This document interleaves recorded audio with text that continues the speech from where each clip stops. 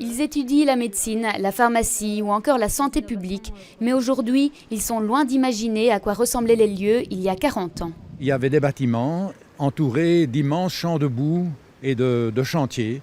Donc il fallait trouver son chemin pour entrer dans les bâtiments, sinon on était embourbé jusqu'à mi-cuisse.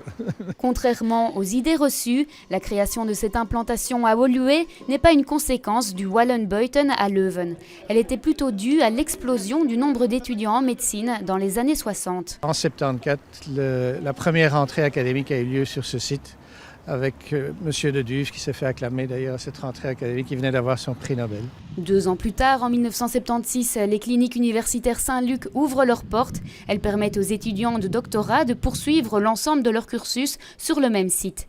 Ensuite, la spirale des travaux s'est poursuivie. Il y a eu l'école de santé publique, il y a eu les hautes écoles Paul Lambin pour les laborantines, les infirmières, et maintenant il y a plus d'étudiants de hautes écoles que de l'UNIF.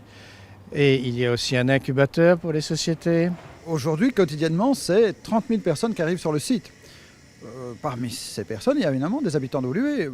On considère qu'il y a à peu près un petit millier d'habitants de la commune qui ont un lien direct avec l'activité économique, l'activité universitaire, des cliniques universitaires, ici.